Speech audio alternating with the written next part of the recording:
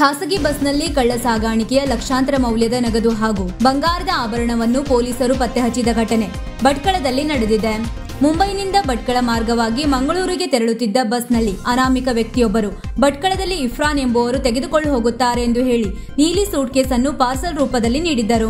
ಮಾಹಿತಿಯನ್ನು ಪತ್ತೆ ಹಚ್ಚಿದ ಸಿಪಿಐ ದಿವಾಕರ್ ಹಾಗೂ ಪಿಎಸ್ಐ ನವೀನ್ ನಾಯ್ಕ್ ಅವರ ನೇತೃತ್ವದ ಪೊಲೀಸರು ಸಂಶುದ್ದೀನ್ ಸರ್ಕಲ್ ಬಳಿ ದಾಳಿ ನಡೆಸಿ ಪಾರ್ಸೆಲ್ ತೆರೆಯಲು ಮುಂದಾದಾಗ 49,98,400 ರೂಪಾಯಿ ನಗದು ಹಾಗೂ 401.04 ಗ್ರಾಂ ತೂಕದ 32 ಬಂಗಾರದ ಬಳೆಗಳು, ಮೊಬೈಲ್ ಹಾಗೂ ಪೆನ್ ಡ್ರೈವ್ ಪತ್ತೆಯಾಗಿದೆ.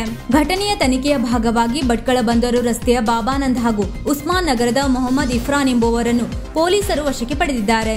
ಘಟನೆಯ ಕುರಿತು ಪ್ರಕರಣ ದಾಖಲಾಗಿದ್ದು ಪೊಲೀಸರು ಮುಂದಿನ ತನಿಖೆಯನ್ನು ಕೈಗೊಂಡಿದ್ದಾರೆ.